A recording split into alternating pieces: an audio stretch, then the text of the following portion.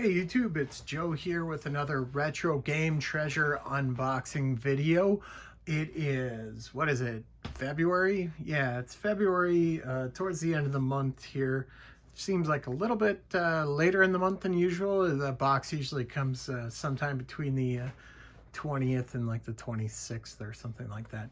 But yeah, came a little bit later this month, so I went out and I grabbed that guy right there from the mailbox. Was happy to see it as usual. I cut the tape on it but didn't look inside. If you're not familiar with Retro Game Treasure or haven't watched one of my previous videos, what it is a monthly subscription box. You go to Retro Game Treasure's website. I think it's just retrogametreasure.com. You register, sign up for the package that you want. It's around, I think, $35 plus $5 shipping, so around $40 shipped for the box. But what you get inside is a choice of retro games. You don't know what you're going to get each month. That's part of the surprise. But you can go to their website. You can fill out your game preferences, tell them which systems you want games for. You know, it's mostly old stuff like NES, Super Nintendo, Sega Genesis, things like that. They do have disc-based games too, but they're not always complete. I've had some luck with that, and sometimes I haven't. You can set in the preferences section on their webpage, you can tell them that you don't want to get GameCube games without the manuals or without the case, you know. And usually they're good about that. Once in a while, they aren't. So it just depends on what kind of collector you are. For me, I like my disc-based games to be complete in box, so I kind of stay away from them a little bit with this service. I mainly focus on cartridge-based games, which I don't mind getting loose. So this box, right now, I tend to change what my preferences are month over month. I think I'm doing maybe Super Nintendo, Nintendo N64, and maybe some handheld stuff too. I forget exactly, but without further ado, let's go ahead and open the box up and see what's inside. I'm gonna scroll away. You can watch some Chrono Trigger action there. Just picked this game up today. Had a trade-in and I came home with that, so I'm pretty happy with that. All right, so let's see what we have inside the box. And it's going to be a surprise to both of us here. So we got some packing material, always nice to have. And the first, okay, this doesn't feel like a game, so I'm going to say the first item in the box is a little Mario figure. How cool is that?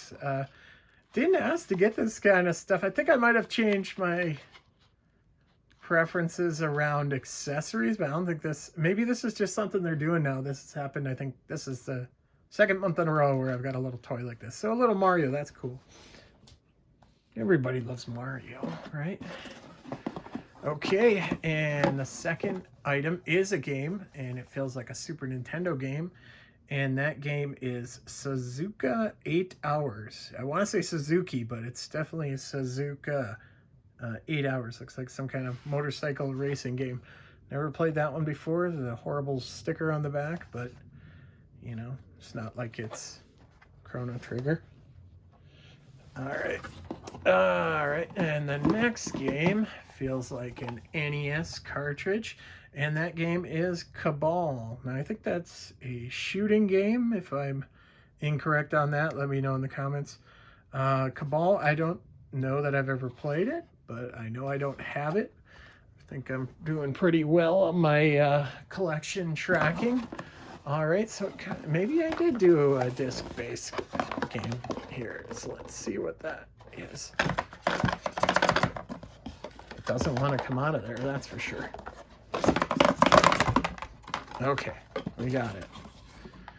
All right, and it is a GameCube game, and that game is Turok Evolution. So I just talked about how I didn't think I was doing disc-based games, but I must have changed my mind at some point. So Turok Evolution, the game's floating around in there.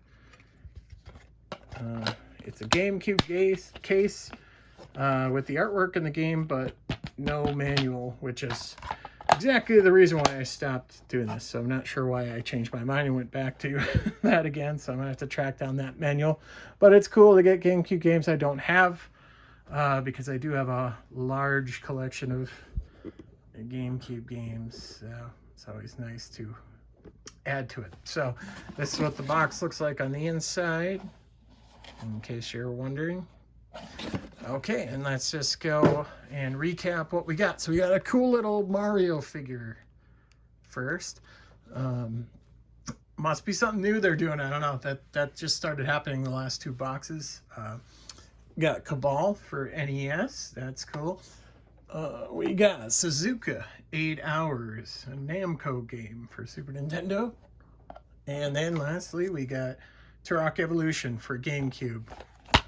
No manual, unfortunately. So that's the month's haul. I'm relatively happy with what I got. No real complaints. It's always good to add games you don't have to the collection. I don't know about the $40 value in what I got here, but I'll have to look at that and see how I did. But with that, that's the video. Thanks for watching. If you liked what you saw, go ahead and give it a thumbs up.